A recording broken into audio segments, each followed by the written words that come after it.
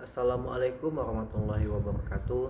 Perkenalkan, nama saya Akmal dengan NIM 858119078.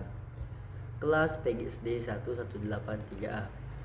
Nah, pada kesempatan kali ini saya akan menyampaikan tugas tutorial 2 mata kuliah profesi keguruan.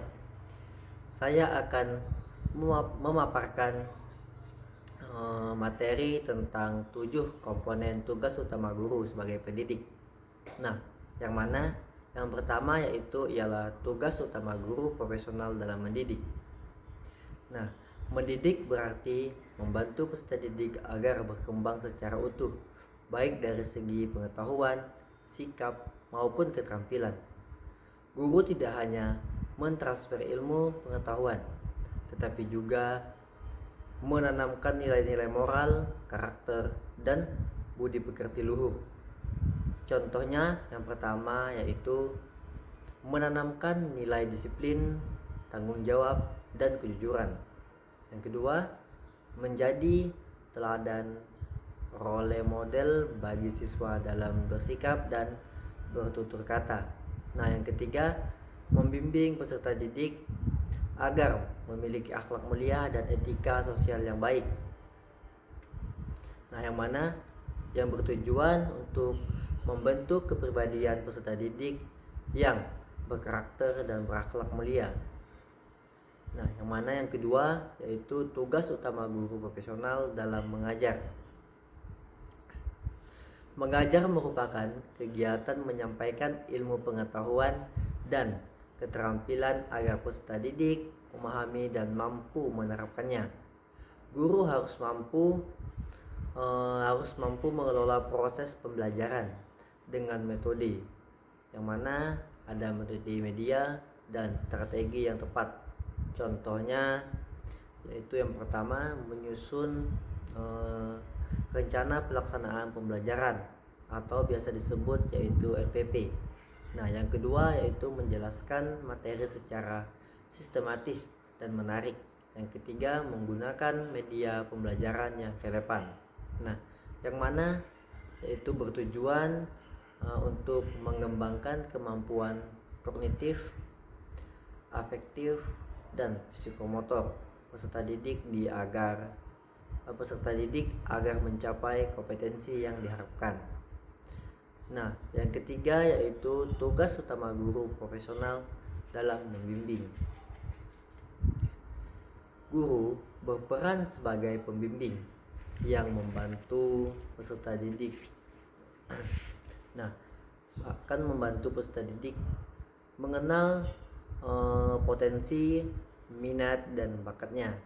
Guru juga membantu siswa dalam mengatasi kesulitan belajar maupun masalah pribadi yang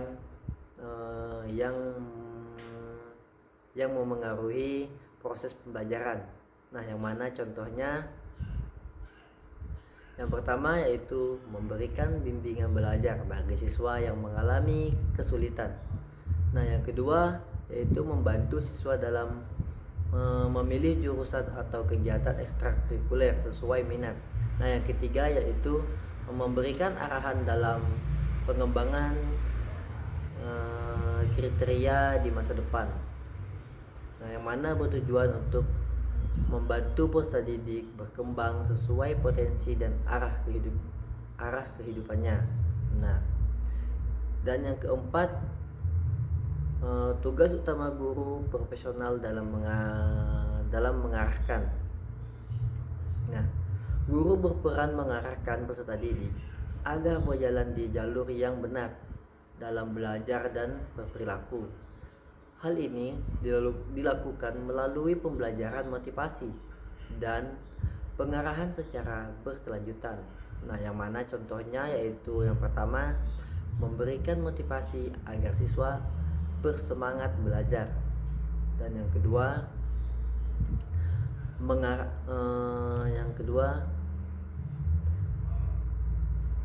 mengarahkan siswa untuk mengikuti kegiatan yang positif. Nah, yang ketiga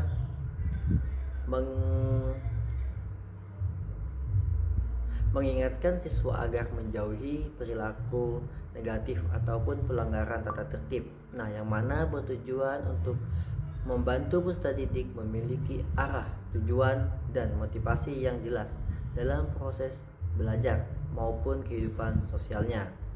Nah, yang kelima yaitu tugas utama guru profesional dalam menilai. Nah, menilai berarti mengumpulkan data dan informasi tentang capaian belajar siswa secara sistematis dan objektif. Penilaian dilakukan untuk mengetahui sejauh mana tujuan pembelajaran tercapai. Nah, yang mana contohnya yaitu yang pertama menyusun instrumen penilaian, yang mana terdiri dari ada tiga, yaitu tes, tugas, observasi, dan portofolio. Nah, yang kedua melaksanakan penilaian proses dan hasil belajar. Yang ketiga memberikan umpan balik kepada peserta didik. Nah, yang mana bertujuan untuk mengetahui tingkat pencapaian kompetensi dan memperbaiki proses pembelajaran. Nah, yang keenam yaitu tugas utama guru profesional dalam melatih. Nah, melatih adalah kegiatan membiasakan peserta didik untuk menguasai keterampilan tertentu melalui praktik berulang.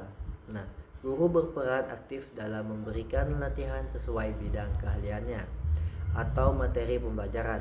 Nah, yang mana contohnya yang pertama yaitu memberikan latihan soal untuk meningkatkan kemampuan berpikir kritis. Yang kedua, melatih keterampilan laboratorium, olahraga, seni, ataupun keterampilan vokasionalnya. Nah, yang ketiga, membiasakan siswa menerapkan teori ke dalam praktik nyata. Nah, yang mana bertujuan untuk mengembangkan keterampilan dan kebiasaan positif dalam diri peserta didik. Nah, dan yang terakhir, yang mana yang ketujuh, yaitu tugas utama guru profesional dalam mengevaluasi. Nah, evaluasi yaitu adalah proses menafsirkan hasil penilaian untuk mengambil keputusan tentang keberhasilan belajar dan efektivitas pembelajaran. Evaluasi mencakup refleksi, analisis, dan tindak lanjut. Nah, yang mana contohnya yaitu yang pertama menganalisis hasil penilaian untuk mengetahui kelemahan dan kelebihan siswa. Yang kedua, melakukan perbaikan atau pengayangan berdasarkan hasil evaluasi. Nah, yang ketiga, menyusun laporan hasil belajar secara objektif dan transparan. Nah, yang mana bertujuan untuk menentukan tingkat keberhasilan pembelajaran dan merencanakan langkah perbaikan yang berkelanjutan. Nah, itulah tadi 7 komponen yang telah saya sampaikan. Nah, kurang lebihnya dalam penyampaian saya mohon maaf karena yang salahnya datang dari saya sendiri, yang benarnya datang dari Allah SWT. Langsung saya akhiri. Wassalamualaikum warahmatullahi wabarakatuh.